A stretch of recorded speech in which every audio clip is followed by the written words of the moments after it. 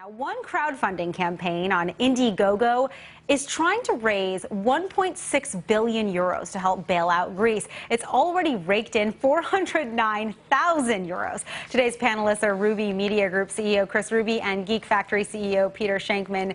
Guys, this is a situation that I think was quite crafty. This guy wants to help bail out Greece, and you pledge €3 and you get a postcard sent from Greece of Alex Tsipras, who's the guy who's caused this basically entire mess in the first place. You also, if you pledge €6, you get Greek feta and olive salad. Is this a good idea? I mean, it's on Indiegogo. It crashed the site earlier. I think it's a brilliant idea. I don't necessarily think that it's going to work, or they'll ever be able to raise the amount of money that they need to in a short amount of time. But I think it shows how far crowdfunding has really come. And I think it shows a whole other side of social media, which is that social media isn't just about who's following me and who's unfollowing me. Now you can actually use it to make a difference. That's fair. But we do also see that regulations on social media, especially for crowdfunding, have increased over time, right? And so the idea is that the money actually goes to the place it's intended to. Right. That actually may not happen, right? I mean, look, it is a brilliant idea, no doubt. I agree. But, it's one of those things that sounds great in theory, but the legalities of doing something like this in such a short amount of time, with so much little time left,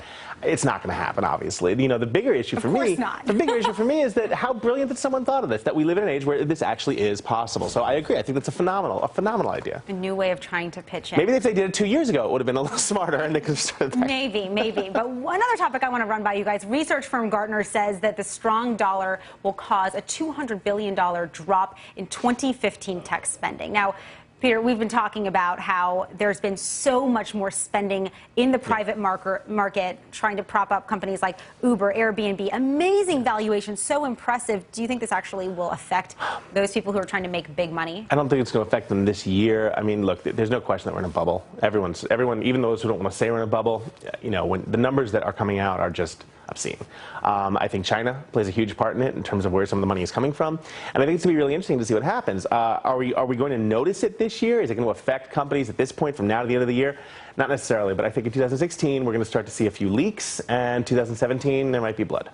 Kris, what do you think from where you sit on this? From where I sit on it, I definitely think that I think we will see something from it. I think in terms of foreign investment coming into tech, we'll definitely see a decrease in that. I think it will affect a lot of the companies you're talking about, actually. But the counter argument to both of those things is that we are living in an Internet of Things, and in a place where Internet is the lifestyle, thus these structures are being built on it, right? And you have some very smart venture capitalists saying, yes, we may see a correction here, but a bubble is awfully strong. Well, I definitely think a correction. The fact is we are living in the Internet world of things. It's going to get much bigger, and everything we do is going to be online. But that being said, irrational exuberance. Remember that? In the dot-com world, that changed the world too, but we were going there at a much faster rate than we needed to, and I just don't want to see the same thing happen. Well, there's a lot of competition going on in the space, and especially in Yelp versus Google. We've been talking about some of the possible acquisitions there.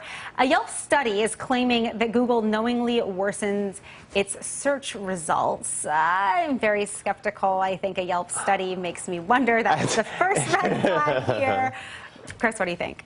I mean, yes, I'm skeptical, but are the findings really that big of a surprise to any of us? They're not. I mean, Google has a monopoly on the search engine results. That being said, though, I have been saying since day one that I do not like Yelp. I do not like their model. You can't. As a business proposition, and as the simple act that if I don't know you, why should I trust you? And that the fact that they're lowering reviews themselves, this sounds like a play of oh no, it's look over there. That's what's really happening over there, is they're doing it over here. I have a problem they're calling out Google when they themselves have admitted, yes, we do fixed reviews based on whether you advertise with us. All right, very strong. I just sense that you use Yelp a lot. Yeah, just checking it out to make sure. Well, Peter, Kris, you'll be back with us after the break. And when we come back with both of them, TV watchers are willing to give up something very, very important to binge watch their favorite shows. We'll tell you what it is. Plus, Twitter CEO Dick Costolo had some parting words ahead of his final day at the top, which is tomorrow. More on that next. On Twitter. Today, they popped as CEO Dick Costolo prepares to step down effective tomorrow, almost 6%. Now, we're back now with Kris Ruby and Peter Shankman. Tomorrow is Dick Costolo's last day, and he did say, he had some comments in The Guardian in an interview with them talking about his mistakes, perhaps. And this is what he said. When we took the company public, I had an expectation that the market would evaluate us based on our financial metrics first and foremost. I probably would frame the way we were thinking about the future of the company differently, understanding how we, in retrospect, were evaluated. So, Peter, this is all about users. That's the word he's not saying, right? It is. I mean, you know, when they had to make their IPO and make everything public, they had to announce the number of dead accounts they had, number of accounts that weren't being used, that were spam bots or things like that. And the numbers were really high, and that scared a lot of people. I think that, you know, there were a lot of things he could have done differently. But that being said, you know, the guy deserves a round of applause on his way out. And I think that Twitter is still it's a very powerful tool, and I don't see it going anywhere. Well, Jack Dorsey, one of the co-founders, is taking over, Chris, and we do see that there's a new product, Lightning, coming up to market now, and that allows so many people to tap into what's happening right now and take advantage of all those tweets and videos and content being uploaded.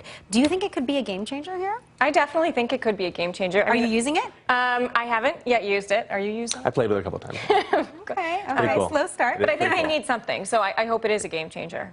You have to look again. Twitter made their fame and got really popular when Michael Jackson died, and when the Arab Spring happened. When big news events happen in real time, that's when Twitter shows its greatness. So if they can continue to do that and really show the humanity of the world in a different way, that's going to keep going. That's going to keep them going. And that will be incumbent on their next CEO. So Jack Dorsey taking over in the interim, and they'll have a new CEO pretty soon. But also TV. We're talking about TV, Nielsen, Twitter. You know, 1/3 of TV viewers are willing to give up sleep to binge watch TV. Okay.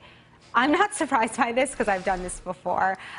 Guilty as charged for a lot of different TV shows. But what do you think this means in terms of productivity? Does it really affect? You're so tired. Yeah, I wonder why I'm so tired.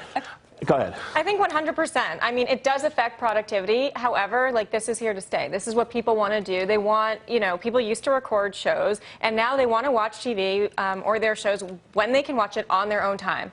I mean, who didn't just binge watch the last season of Orange is the New Black the second it came out? It's actually on my to-do list right now, and I'm going to get to that right after the show. But TiVo found that 92% of all their respondents said they have binge viewed in general. So this is just part of the culture. It is, and it's no different than it was back in the 80s when we would record the Super Bowl and watch the next night. I mean, it's the same thing. It's just now it's a lot easier to do and a lot easier to get the information.